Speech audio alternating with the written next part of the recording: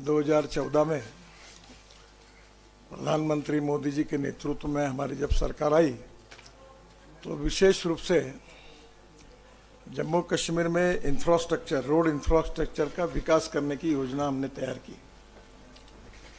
उसके अनुरूप तब से लेकर हम लोग करीब 1,25,000 करोड़ के प्रोजेक्ट जम्मू कश्मीर में कर रहे हैं और 2014 से 2023 तक करीब 500 किलोमीटर के सड़क का निर्माण इसमें पूरा करेंगे।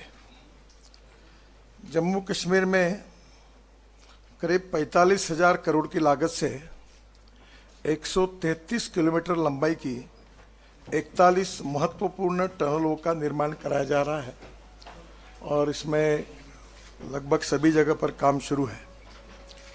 ये 1,25,000 के व्यतिरिक्त जम्मू कश्मीर में 5,000 करोड़ की लागत से हम 18 रोपवे बना रहे हैं। सीआरएफ के तहत 14 से लेकर हमने 4,500 करोड़ के काम स्वीकृत किए हैं, जिसमें से 2,264 करोड़ के काम पूरे हो गए हैं। सबसे महत्वपूर्ण बात जो है, जिसका हम लगातार फॉलोअप भी करते, को काफ़ी अड़चनें उसमें आई, वो है जम्मू से श्रीनगर के बीच टोटल 3 कॉरिडोर हम डेवलप कर रहे हैं। जम्मू और श्रीनगर के बीच यात्रा सुलभ बनाने के लिए ये 35,000 करोड़ रुपए हम इसमें खर्चा कर रहे हैं। जो कॉरिडोर 1 है, जम्मू से उधमपुर श्रीनगर मार्ग, ये NHAI बना रही है। जम्मू से उधमपुर, रामबन, बनिहाल से श्रीनगर तक 16,000 करोड़ की लागत से 245 किलोमीटर 4 लेन मार्ग बनाया जा रहा है। इसमें से 210 किलोमीटर 4 लेन मार्ग पूरा हो गया है और इस पूरे मार्ग में करीब 21.5 किलोमीटर की 10 टनल का निर्माण हो गया है। इसमें जम्मू से श्रीनगर तक पहले 320 किलोमीटर का मार्ग था, अब नया DPR बनाकर इसे हम 70 किलोमीटर हमने कम किया है, क्योंकि टनल करने के कारण ये एक मार्ग में काफ़ी, इससे डिस्टेंस जो है वो 20% कम हुआ है। इस मार्ग के निर्माण से श्रीनगर से जम्मू आने जाने में करीब 9 से 10 घंटे लगते थे। अभी ये समय मैंने ऐसा सुना है कि 4.5-5 घंटे पे आया है और इसमें 2-3 घंटे की कमी होगी। अभी 5 टनल और पूरी होने की है, जिसमें से 4 टनल जो है ये अगले साल अगस्त तक पूरी हो जाएगी और 1 टनल जो है, जो टाटा प्रोजेक्ट को आखिरी अभी काम शुरू हुआ, उसका नाम क्या टनल? डिगोट करके, वो थोड़ा सा लेट होगी, तो वो आखिरी टनल है। तो 5 टनल होने के बाद इसमें और 2-2.5 घंटे की कमी आ सकती है। ये जो इसमें प्रॉब्लम जो आए है, इसका जो स्टार्टा है ये बड़ा फ्राजिल है और काम करने में भी बहुत अड़चने आई है। DPR में भी काफ़ी डिज़ाइनिंग बदलने पड़ी और वो करते करते आखिरी में काफ़ी चेंजेस भी करने पड़ेंगे। 2 कॉन्ट्रैक्टर भी इसमें, गैमन इंडिया और SCC थे, और उनको एक जगह रिप्लेस करना पड़ा। काफ़ी अड़चने आई, कुछ फॉरेस्ट एनवायरनमेंट क्लियरेंस की बातें रहती थी, वो जियोलॉजिकल प्रॉब्लम जो है इसमें आए, इसके कारण इसमें थोड़ी देरी हुई है, पर अभी मुझे लगता है कि ये काम पूरा हो जाएगा। रामबन बनिहाल खंड के 40 किलोमीटर का जो काम बाकी है एग्जिस्टिंग रोड का, इसका चौड़ीकरण करना था। इसमें भी बर्फ़ गिरना, बार बार पहाड़ से गिरना, ये प्रॉब्लम है, समस्या हल नहीं हो रही थी। इसके कारण इसका डिज़ाइन 2020 में बदला गया और उसके समाधान के लिए 7 किलोमीटर, ये पूरा हमने नया डिज़ाइन किया और 7 किलोमीटर के 3 टनल तथा 6 किलोमीटर के 4 वाइडक्ट बना रहे हैं। वो डिज़ाइन DPR जो था वो उसमें सूट नहीं हुआ और उसका काम अब कर रहे हैं। 40 किलोमीटर जो मार्ग बाकी था, उसमें से 10 किलोमीटर का कार्य हो गया है। मरोग डिगडोल टनल को छोड़कर बाकी काम अगस्त 2024 तक पूरा हो जाएगा। जो दूसरा कॉरिडोर है, जम्मू चेनानी डोंडा किश्तवाड़ अनंतनाग मार्ग, ये NHAI DCL बना रही है। जम्मू जिले के खिलानी से अनंतनाग तक 13,000 करोड़ की लागत से 225 किलोमीटर 2 लेन पीयूष के मार्ग का हम निर्माण कर रहे हैं। पहले ये मार्ग 246 किलोमीटर था। अब इसमें से हमने जो नया मार्ग का डीपीआर बना है वो 21 किलोमीटर कम किया गया है, जिससे 10% रिडक्शन होगा। जो डिस्टेंस था 10% कम हो जाएगा। चेनानी से सुध महादेव तक 265 करोड़ की लागत से 17 किलोमीटर सड़क का निर्माण का काम सितंबर 2023 तक पूरा हो जाएगा। और सुधम महादेव के पास 3,703 करोड़ की लागत से 5.4 किलोमीटर की 2 टनल का टेंडर 30 अप्रैल 2023 तक हो जाएगा। उसके काम की शुरुआत हो जाएगी। गोहा से खिलानी तक 228 करोड़ की लागत से 9 किलोमीटर सड़क का निर्माण कार्य जून 2023 तक पूरा हो जाएगा। खिलानी बाईपास से आगे 750 करोड़ की लागत से 1.5 किलोमीटर टनल का निर्माण काम मई 2023 तक पूरा हो जाएगा। खिलानी से छतरू तक 2,850 करोड़ की लागत से 82 किलोमीटर सड़क निर्माण का काम जुलाई 2023 तक पूरा हो जाएगा। इस मार्ग में ब्लैक स्पॉट समाप्त करने चाइनीज 83 में 91 करोड़ की लागत से 1 किलोमीटर का अप्रोच रोड सहित टनल का निर्माण किया जा रहा है, जो मई 2023 में पूरा हो जाएगा। छतरू से सिंहपुरा होकर वागलू तक करीब 5,000 करोड़ की लागत से 16 किलोमीटर की सड़क और 10 किलोमीटर की टनल का टेंडर 30 अप्रैल 2023 तक हो जाएगा। वायलू से दोनीपोवा तक 285 करोड़ की लागत से 28 किलोमीटर सड़क का निर्माण अप्रैल 2023 तक पूरा हो जाएगा। दोनीपोवा से अलस्टोप तक 260 करोड़ की लागत से 8.5 किलोमीटर सड़क का निर्माण मई 2023 तक हो जाएगा। और अनंतनाग में बाईपास के जरिए जम्मू से श्रीनगर मार्ग को जोड़ा जाएगा। जो तीसरा कॉरिडोर है वो भी महत्वपूर्ण है। जम्मू अखनूर रजौरी पुंछ उरी मार्ग BRO का काम हो रहा है। जम्मू से अखनूर होकर पुंछ तक 6,000 करोड़ की लागत से 199 किलोमीटर के मार्ग का निर्माण हो रहा है। जम्मू से खाती चौक तक 25 किलोमीटर सड़क निर्माण का काम जून 2023 तक पूरा हो जाएगा और बाकी 5 किलोमीटर का काम अब अवार्ड हो गया है। अखनूर से चौरा तक 16.45 किलोमीटर का भी टेंडर हो गया है और यह काम जून 2023 तक अवार्ड हो जाएगा। चौकी से सुंबल तक 9.3 किलोमीटर का काम अगस्त 2024 तक हो जाएगा और भल्ला से बलसामा तक 18.5 किलोमीटर का काम सितंबर 2024 तक हो जाएगा। सियोट से ददेसर तक 15.8 किलोमीटर का काम अक्टूबर 2024 तक हो जाएगा और राजल से कल्लार तक 26.8 किलोमीटर का काम नवंबर 2024 में हो जाएगा। सरानू राजौरी डेरी तक करीब 30 किलोमीटर का काम दिसंबर 2024 में हो जाएगा और कलाली से भटादुरीन तक का काम जनवरी 2024 में हो जाएगा। कल्लार सुरकोट पुंछ तक 35.4 किलोमीटर का काम दिसंबर 2023 तक हो जाएगा। इसमें ये 3 महत्वपूर्ण लाइफलाइन है। इसके साथ साथ श्रीनगर का रिंग रोड का काम हमने लिया है। श्रीनगर में 4,660 करोड़ की लागत से 78 किलोमीटर 4 लेन रिंग रोड का निर्माण किया जा रहा है। यह रिंग रोड गलंदर से गांदरबल तक बन रही है। इसमें पैकेज 1 गलंदर से सुबल तक 42 किलोमीटर मार्ग का निर्माण फरवरी 2024 में हो जाएगा। पैकेज 2 सुंबल से वायुल पुल तक 24 किलोमीटर का काम जून 2023 में आरंभ हो जाएगा और पैकेज 3 वायुल पुल से गांदरबल तक 12 किलोमीटर का मार्ग का DPR जून 23 तक बन जाएगा। बाद में इसको अवार्ड किया जाएगा। ये रिंग रोड बहुत महत्वपूर्ण है। इसके बनने से बारामुल्ला, कुपवाड़ा, बांदीपुरा, गुरेज, कारगिल एवं लेह जाने के लिए लोगों को श्रीनगर शहर के अंदर आना नहीं पड़ेगा, जिससे श्रीनगर का ट्रैफिक जाम और पोल्यूशन में काफ़ी कमी आएगी। ये सबसे महत्वपूर्ण जो हम लोग करीब 32 ग्रीन एक्सप्रेस हाईवे बना रहे हैं, उसमें से सबसे इम्पोर्टेंट जो है वो दिल्ली अमृतसर कटरा ग्रीन फील्ड है। ग्रीन फील्ड का मतलब नया रोड बना रहे हैं। ये रोड अभी अस्तित्व में नहीं है। ये दिल्ली से वैष्णो देवी धाम कटरा तक 37,524 करोड़ की लागत से 670 किलोमीटर 4 लेन ग्रीनफील्ड एक्सप्रेसवे दिसंबर 2023 में हम लोग इसको पूरा करेंगे। अभी दिल्ली से कटरा की दूरी 727 किलोमीटर है। इस एक्सप्रेसवे से 58 किलोमीटर की दूरी कम हो जाएगी। इस एक्सप्रेसवे के बनने से दिल्ली से अमृतसर 4 घंटे में, दिल्ली से कटरा 6 घंटे में और दिल्ली से श्रीनगर 8 घंटे में होने की संभावना है। यह एक्सप्रेसवे हमारे सिख समाज के प्रमुख धार्मिक स्थल अमृतसर में स्वर्ण मंदिर, कपूरथला के सुल्तानपुर लोधी गुरुद्वारा, गोइंदवाल साहिब गुरुद्वारा, खंडूर साहिब गुरुद्वारा, गुरुद्वारा श्री तरन तारण दरबार साहब को जोड़ेगा। ये एक्सप्रेसवे को हमने अंबाला, मोहाली, संगरूर, पटियाला, लुधियाना, जालंधर, कपूरथला, कठुआ और सांबा से गुजरेगा। दिल्ली कटरा एक्सप्रेसवे को कपूरथला जिले में सुल्तानपुर लोधी के पास अमृतसर जामनगर कॉरिडोर से जोड़ा जाएगा।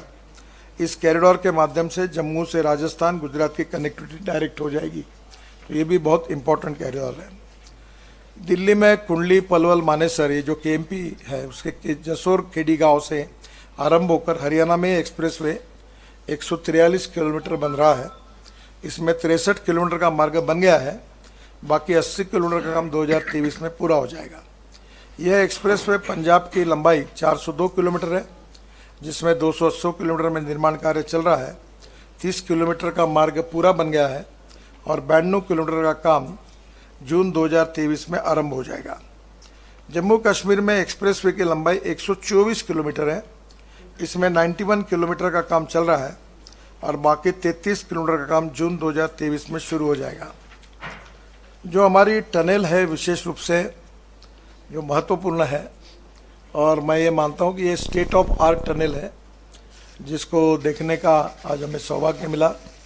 हमारी पार्लियामेंट के संसदीय समिति के 13 मेंबर ऑफ पार्लियामेंट भी आज उसमें आए थे और हमने झेड़मोर और झोजिला दोनों टनल का निरीक्षण किया है। ये जम्मू कश्मीर में 14 से 2023 तक हम 14 टनल निर्माण कर रहे हैं, जिसमें जम्मू कश्मीर में 35,000 करोड़ की लागत से 27 टनल का निर्माण हो रहा है। झोजिला टनल में एक बहुत बड़ी बात है कि इसका करीब 3 बार टेंडर हुआ।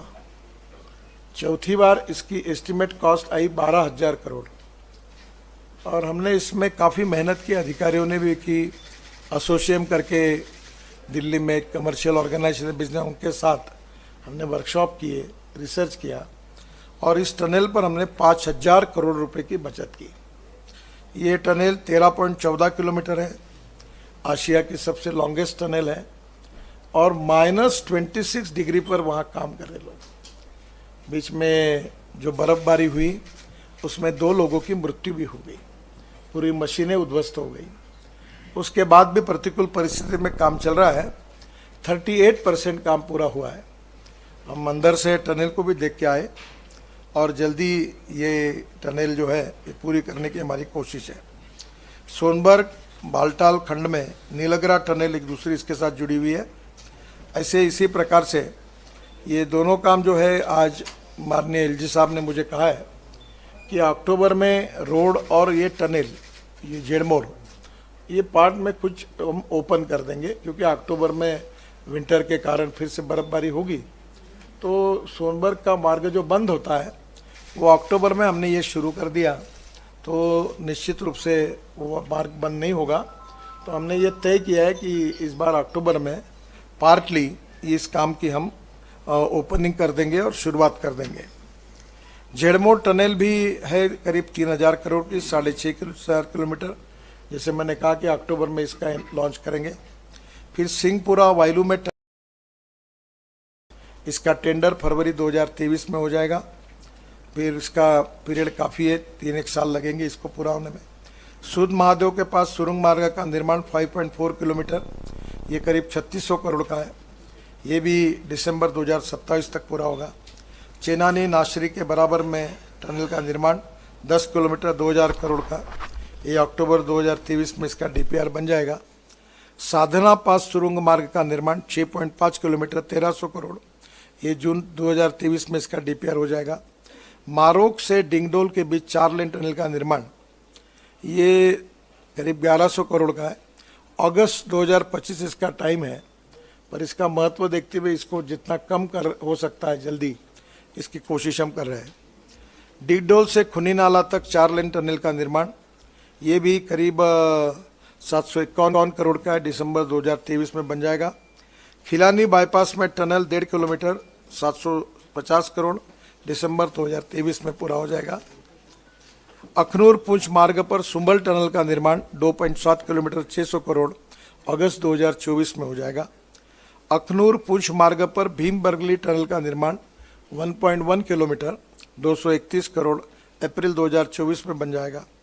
उधमपुर मार्ग पर कैफेटेरिया मोड़ में 4 लेन टनल 210 करोड़, मार्च 2024 में बन जाएगा। उधमपुर रामबन मार्ग में पीरा फूकर में 2 टनल 187 करोड़, अप्रैल 2023 में बन जाएगा। रामबन बनियाल मार्ग पर पथियाल में 4 लेन टनल, ये 176 करोड़ की है, दिसंबर 2023 तक बन जाएगी। अखनूर पुंछ मार्ग पर नौशरा टनल का निर्माण 153 करोड़, नवंबर 2023 में बन जाएगी। रामबन बनिहाल मार्ग पर मारोग में 2 लेन टनल 70 करोड़ की है, 395 मीटर, जून 2023 में हो जाएगी। चमलवास में 2 लेन टनल, ये 61 करोड़ की है, दिसंबर 2023 तक हो जाएगी। खिलानी किश्तवाड़ 83 किलोमीटर का टनल है, ये 99 करोड़ की है, ये मीटर की है, 495 मीटर, नवंबर 2023 में बन जाएगी। ये जो प्रॉब्लम आ रहा है जियोलॉजी का, ये बड़ी यूनिक जियोलॉजी यहाँ के, थोड़ा बहुत मैं जियोलॉजी जानता हूँ।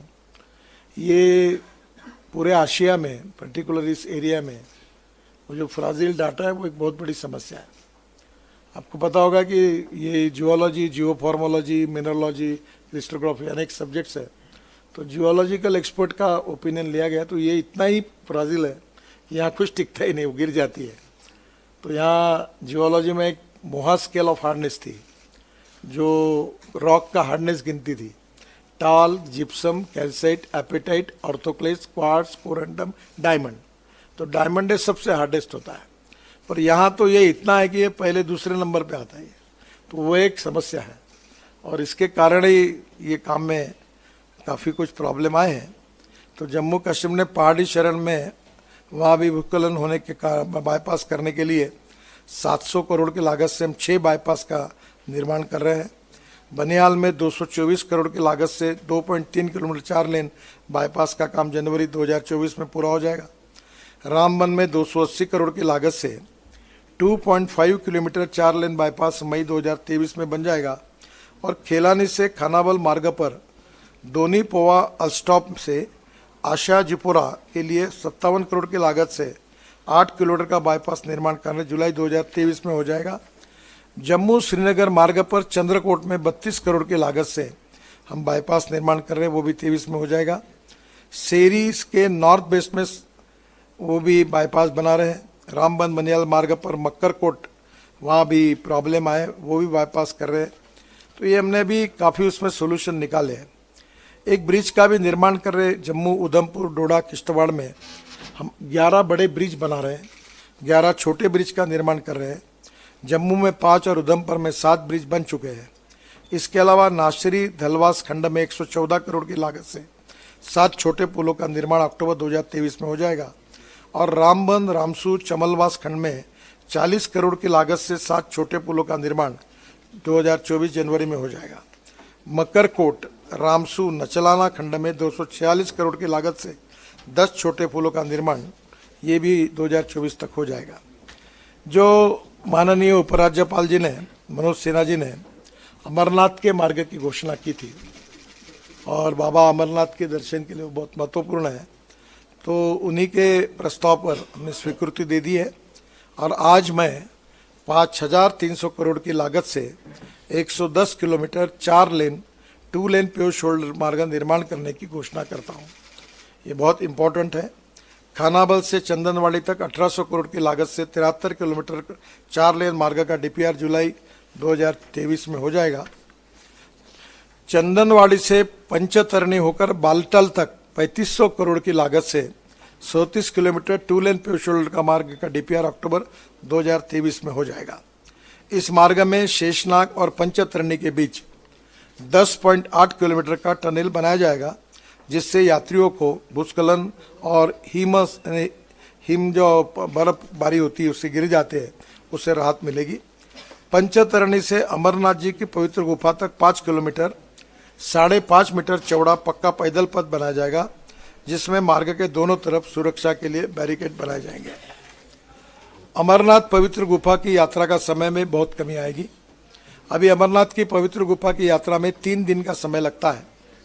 इस मार्ग में निर्माण से श्रद्धालु वाहन से श्रीनगर से अमरनाथ गुफा की यात्रा 8 से 9 घंटे में पूरी करेंगे। अभी की यात्रा की जो स्थिति है, श्रीनगर से पहलगांव तक 90 किलोमीटर की यात्रा 2 घंटे में होती है। पहलगांव से चंदनवाड़ी तक 16 किलोमीटर की यात्रा आधे घंटे में होती है। चंदनवाड़ी से पंचतरणी तक 26 किलोमीटर की दुर्गम पहाड़ी पैदल यात्रा को पूरा करने में 13 घंटे का समय लगता है और पंचतरणी से अमरनाथ गुफा तक 5 किलोमीटर की दुर्गम पैदल यात्रा को 5 घंटे में पूरी होती है। इस यात्रा को पूरा करने के लिए श्रद्धालुओं को 2 रात गुजरने के लिए, तो अभी इसमें काफ़ी सुधार हो जाएगा।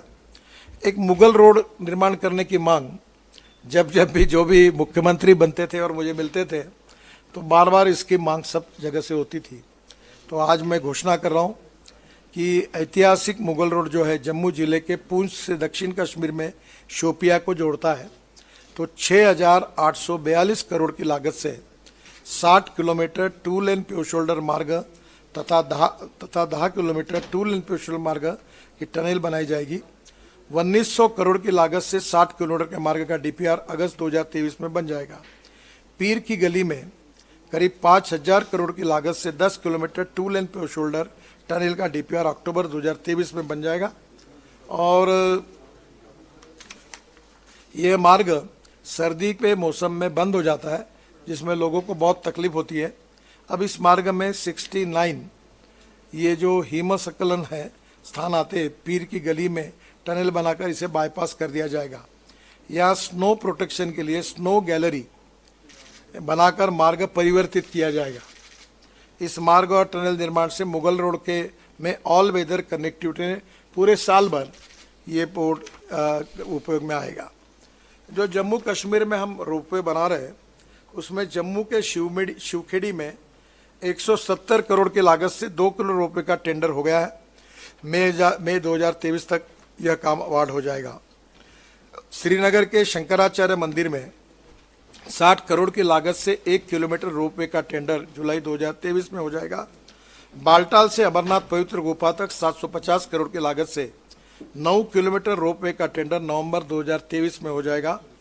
पहलगांव बैसारन पर्यटन क्षेत्र में 125 करोड़ की लागत से 2 किलोमीटर की फिजिबिलिटी चल रही है, रोपवे का टेंडर नवंबर 2023 में हो जाएगा। नासरी टनल से सनासर तक 200 करोड़ की लागत से 3 किलोमीटर का फिजिबिलिटी चल रही है, रोपवे का टेंडर नवंबर 2023 में हो जाएगा।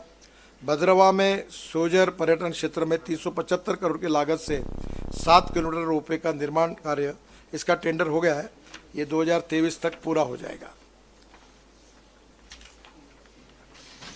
एक महत्वपूर्ण बात आपको बताता हूँ जिसकी मुझे आज बहुत खुशी हुई रही है कि कश्मीर से कन्याकुमारी तक रोड बनाने की बात, ये हमारा एक सपना था।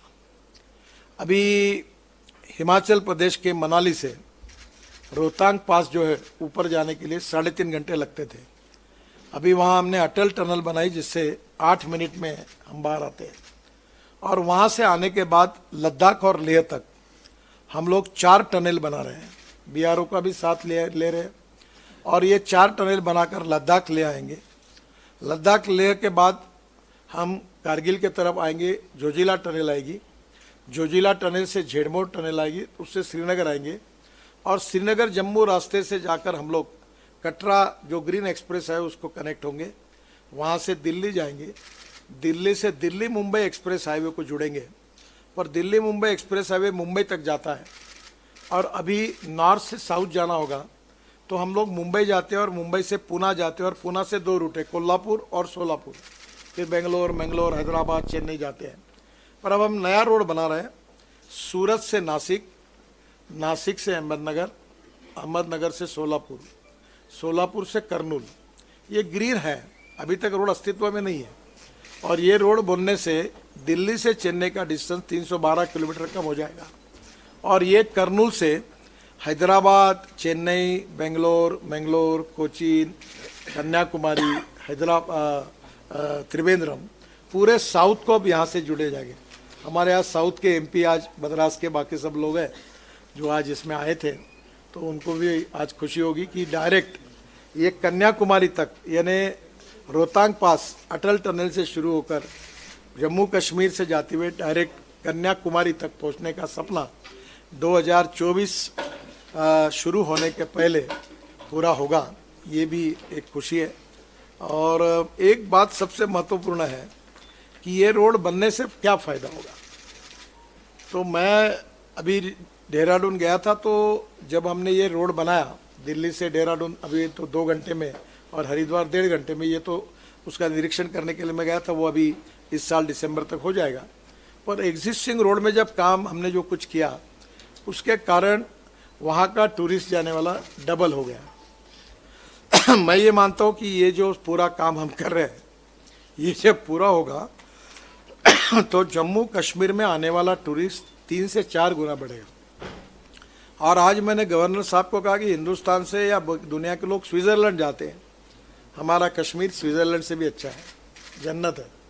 तो यहाँ मैंने उनको कहा कि एडवेंचर स्पोर्ट्स, अच्छे रिसॉर्ट्स, बर्फ़ पर खेले हुए जाने वाले खेल, रोप वे, तो मैंने आज उनको कहा, उन्होंने आज 13.5 किलोमीटर 13.5 एकड़ जगह आइडेंटिफाई करके हमें दी। हम बहुत जगह पर रोड साइड एमिनिटीज़ बना रहे हैं, चार्जिंग स्टेशंस बना रहे हैं, यहाँ का हैंडलूम, हैंडीक्राफ्ट्स, पश्मीना, ये सब जो है इसका मार्केट हो, इसके दुकानें डाल रहे। यहाँ के फूड रेस्टोरेंट है वो वहाँ होंगे। और टूरिस्ट की संख्या 4 गुना अगर बढ़ती है तो सबसे इम्पोर्टेंट चीज़ ऐसी है कि हमारे टूरिज़्म में जो कैपिटल इन्वेस्टमेंट होती है उसमें 49% कैपिटल इन्वेस्टमेंट एम्प्लॉयमेंट के लिए खर्चा होती है, रोज़गार देने के लिए खर्चा होती है। आज मैंने हमारे सब कामों में अधिकारियों को भी सूचना दी कि मैक्सिमम यहाँ के स्थानिक युवाओं को जहाँ जहाँ काम दे सकते हैं, जिनको रोज़गार दे सकते वो दीजिए। तो दूसरी और ये जो टूरिज़्म बढ़ेगा, इससे जो 4 गुना बढ़ेगा, तो मैं मानता हूँ कि जम्मू कश्मीर की इकोनॉमी ही सेब के लिए, सेब जैसा महत्वपूर्ण है, वैसे यहाँ हैंडलूम हैंडीक्राफ्ट्स महत्वपूर्ण है, यहाँ की पश्मीना महत्वपूर्ण है, यहाँ का फूड महत्वपूर्ण है। तो नेचुरली इस सब बातों का जब पूरे वर्ल्ड में एक्सपोजर मिलेगा तो इससे प्रगति और विकास के लिए बहुत उपयोगी होगा। मेरे संबंध का विषय नहीं है, पर मैं कृषि विषय में ज़्यादा एग्रीकल्चर में काम करता हूँ, तो मुझे अभी 6 डिलीट मिली है, उसमें से 4 डिलीट एग्रीकल्चर साइंस की है। तो मैं गवर्नर साहब के पीछे पड़ा था कि हमारे यहाँ न्यूजीलैंड में और ऑस्ट्रेलिया में बहुत अच्छे सेब होते हैं। हमारे सेब भी अच्छे हैं, पर मार्केट में वहाँ बाहर के भी इंपोर्ट होते हैं। तो हमारे यहाँ अभी नासिक में आपने सुना होगा, हमारे यहाँ ग्रेप होते हैं, तो स्पेन से ग्रेप की जो जाति लाई, कलम लाई, और उसको हमारे यहाँ से जोड़कर डेवलप किया, तो अब वो ग्रेप अच्छे एक्सपोर्ट होने लगे, फिर से उसकी डिमांड बढ़ गई। मैं नागपुर का हूँ, हमारे सिटी को ऑरेंज सिटी कहते हैं। तो अभी हमने स्पेन से संतरा लाया, ब्राज़ील से संतरा लाया, इसराइल से संतरा लाया, और उसकी कलम जो हमारी नागपुरी ऑरेंज की थी उसके साथ जोड़कर हमने नर्सरी में उसका प्रयोग किया। तो अलग अलग क्वालिटी बदलती है। तो मैंने उनको ये कहा कि यहाँ ऐसी इंटरनेशनल स्टैंडर्ड की नर्सरी बननी चाहिए। ये हमारे कश्मीर का, उत्तराखंड का, हिमाचल का एप्पल, ऑस्ट्रेलिया और न्यूजीलैंड जहाँ सबसे अच्छा एप्पल होता है उसके बराबरी का होना चाहिए। बाद में दूसरी, जो मैं एमएसएमई का मंत्री था तो मैंने पश्मीना में बहुत काम किया था। तो आपको एक बात बता दूं कि आपको पता होगा कि हमारे यहाँ जो देशी गाय होती है वो 2 लीटर दूध देती है।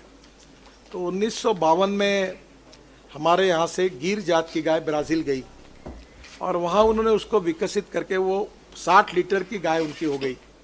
तो उस गाय को एक बुल हुआ, उसका नाम था टोरैंडो, और उसका सीमेंस अभी इंडिया में लाकर हमने 2 लीटर के गाय को दिया।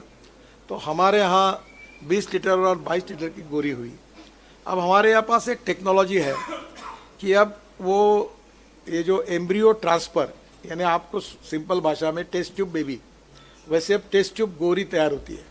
और मेरे क्षेत्र में 12 गोरियाँ, टेस्ट ट्यूब गोरियाँ तैयार हुई, और वो उसकी माँ है 2 लीटर की और गोरी होगी 22 लीटर की। तो मैंने उस समय बहुत कोशिश की कि ये जो पश्मीना देने वाली जो मेंढी है, उसको क्या बोलते हैं आप? हाँ, बकरी।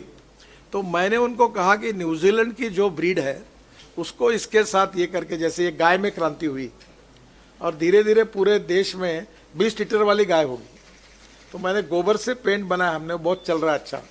तो मैंने बहुत उस समय कोशिश की थी कि आपके यहाँ के ब्रीड में जो पश्मीना की जात है वो इंटरनेशनल स्टैंडर्ड की बनने के लिए ये क्लाइमेट न्यूजीलैंड और ऑस्ट्रेलिया का तो कोशिश करो। दो बातें मेरे विषय की नहीं है, पर आज भी मैंने एलजे साहब से इसको डिस्कस किया, बार बार करता हूँ।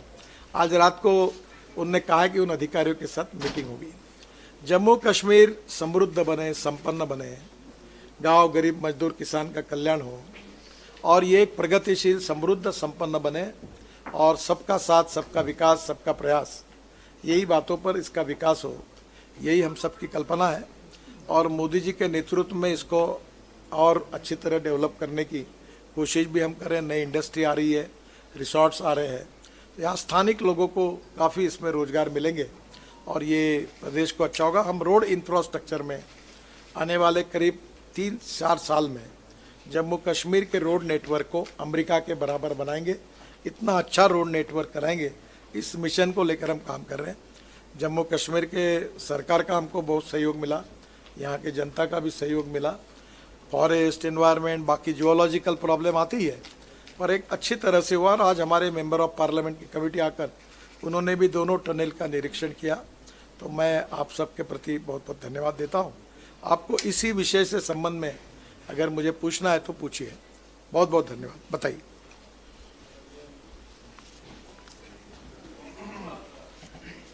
हाँ बोलिए ना, आवाज नहीं आ रहा आपका। Is working.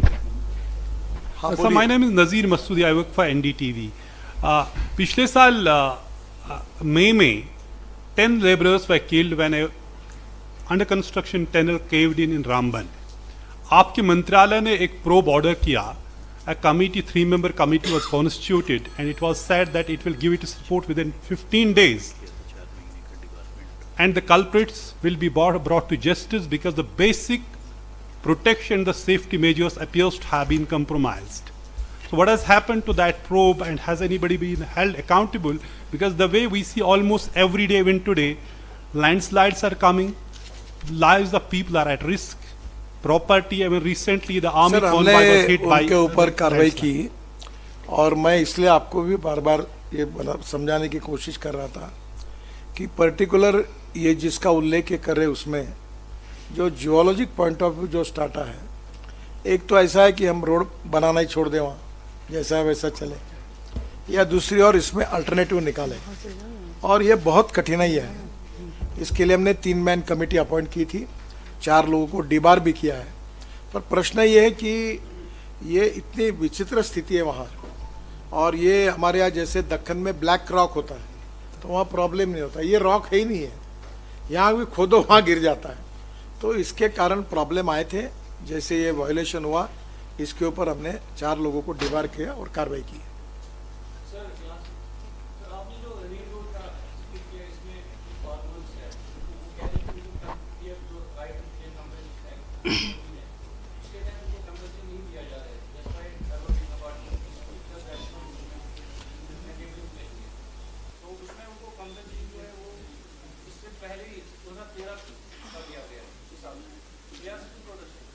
देखिए, पहली बात तो ऐसी है कि आजकल लोग किसान मेरे पास जो आते हैं मिलने के लिए, वो इस बात के लिए नहीं आते कि हमारी जगह मत लो। 90% लोग इसलिए आते हैं कि हमारी जगह लो। मैं जब गोपीनाथ मुंडे जी के निधन के बाद मेरे पास ग्रामीण विकास मंत्रालय का जब चार्ज था, तभी मैंने प्रधानमंत्री जी के मार्गदर्शन में ये नया लैंड एक्विजिशन एक्ट तैयार किया। और मैं खुद फार्मर हूँ, किसान का बेटा हूँ, तो वैसे भी मैं बहुत फार्मर सेंट्रिक हूँ। तो हमने इतना लिबरल अप्रोच में निर्णय किया है कि लोगों को इतने अच्छे पैसे मिल रहे हैं। मैं आपको एक प्रार्थना करूँगा कि बाजार भाव क्या है और हम क्या भाव से दे रहे, आप ही एक बार अध्ययन कर लो। एक बात अलग है कि कितना भी देने के बाद समाधान नहीं होता, उनको लगता और ज़्यादा मिलना चाहिए। पर जो ये सब तय करने का काम जम्मू कश्मीर प्रशासन का होता है, यहाँ के कलेक्टर के इसमें इसका कीमत निकाली जाती है और बाद में वो जो कीमत निकालते हैं उसके हम पैसे देते हैं। बाद में उनको नहीं पटता तो वो बाद में अपील करते हैं, ट्रिब्यूनल में जाते हैं और आखिरी में हाई कोर्ट में जाते हैं, सुप्रीम कोर्ट तक जाते हैं। आजकल हाई कोर्ट सुप्रीम तो केसेस जा नहीं रही है क्योंकि लोगों को समाधान, और इसीलिए हम लोग हर साल 1 लाख करोड़ रुपए केवल लैंड एक्विजिशन के लिए दे रहे हैं और लगभग किसानों में कोई बाहर अभी ऊपर जाते नहीं है। 90% केसेस में हम लोग समाधान करते हैं। यहाँ भी कोई दिक्कत होगी तो मैं एक बार वेरीफाई कर लूँगा, पर जहाँ तक हमारे तरफ से हमने ज़्यादा देने की ही कोशिश की है। यस, थोड़ा आपका माइक का आवाज़ नहीं आ रहा, थोड़ा माइक के नज़दीक होकर बोलिएगा। Sir, actually we have been seeing that always priorities have been given to Zojila Tunnel, if you see Johar Tunnel, and also today there was an inauguration for ZMAF Tunnel. But Sadhana Tunnel is still there as from decades people have been suffering over there. Sir, this question has been always repeated to you. What about Sadhana Tunnel? And my question again is for Sadhana Tunnel. Actually madam आज हमने inauguration नहीं किया, हमने inspection किया है कि आपके इसमें गलत न लिखा जाए।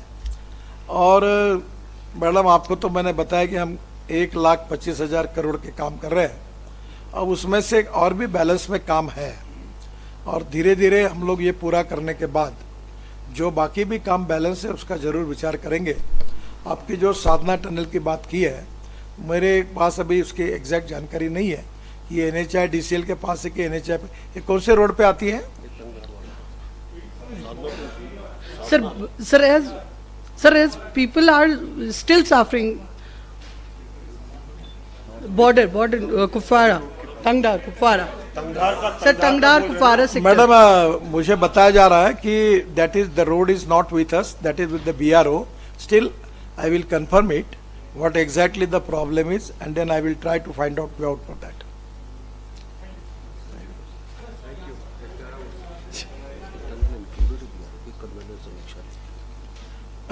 VK सिंह साहब बता रहे हैं, वो हमारे पूर्व जनरल थे, वो ऑलरेडी टनल स्वीकृत है, BRO उसके ऊपर कुछ DPR वगैरह बना रही है। मैं फिर से एक बार उसको वेरीफाई करके जो उसको पुश करना है तो कोशिश करूँगा। Thank you sir. यहाँ से आपके साथ फॉर्मर आर्मी के चीफ है, जितने भी आपने टनल्स की बात की है, क्योंकि इसमें कुछ हाई आल्टीट्यूड्स भी आते हैं, जाहिर सी बात है सिक्योरिटीज के कुछ इश्यूज भी होते हैं, तो उनको किस तरह आप लोगों ने मद्देनजर रखा है? अगर कुछ इश्यूज है तो सॉर्ट आउट कैसे किया जाएगा, क्योंकि चैलेंजेस में वो चीज़ें एक्सपेक्ट होती हैं। वैसे इसकी चर्चा करने की तो कोई आवश्यकता नहीं है, पर हम जब करते हैं तो इंटीग्रेटेड अप्रोच में इन्वायरमेंट, फॉरेस्ट, सिक्योरिटी सब बातों का विचार करके काम कर रहे हैं। जैसे जोजिला और झेड़मोर में काम हो रहा है, वहाँ भी हमने उसको कभी कभी फेंसिंग लगाया है, कहीं सिक्योरिटी की व्यवस्था की है, कुछ जगह आवश्यक होगा तो पुलिस का CRF का प्रोटेक्शन है, कहीं हमने मिलिट्री वालों से सहयोग लिया है। पर एक बात आपको बताऊं, अभी फिलहाल काम करते समय हमें किसी प्रकार की अड़चने नहीं आ रही है। हमारा क्लाइमेट बहुत अच्छा है और लोगों का सहयोग है। और मैंने अभी LG साहब से भी बात की, by and large Jammu Kashmir की जनता का सहयोग बहुत अच्छा है, इसके कारण हम काम कर पा रहे हैं और अभी कोई ऐसी अड़चन नहीं है। Gadkari ji, this is Jahangir from PTI. Former diplomat S.K. Lamba has written in his book that Modi ji tried to initiate talks with Pakistan in 2017. How do you react to that? Is there any truth, and are there any efforts going on to revive the dialogue process with Pakistan? I don't want to react on this issue because it is not with my ministry, neither it is directly or indirectly related with me.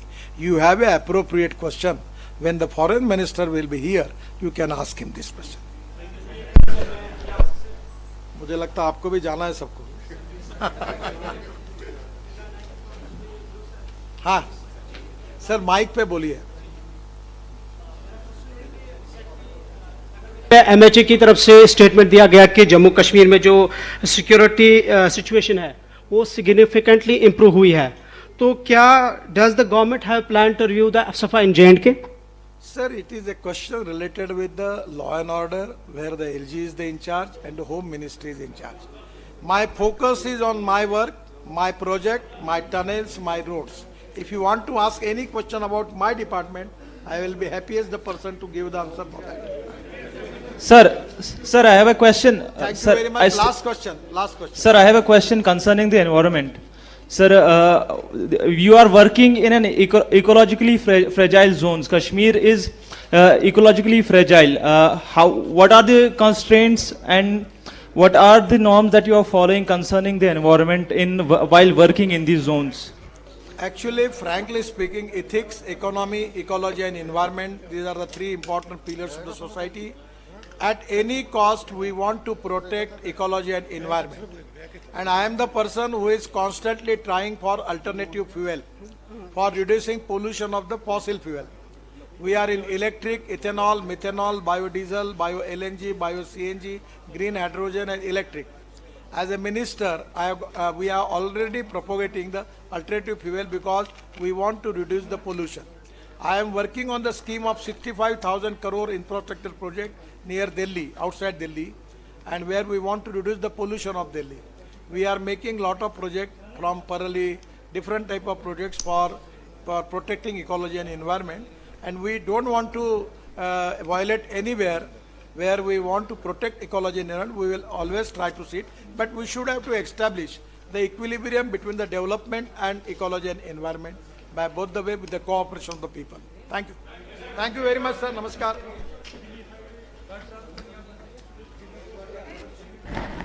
बहुत बहुत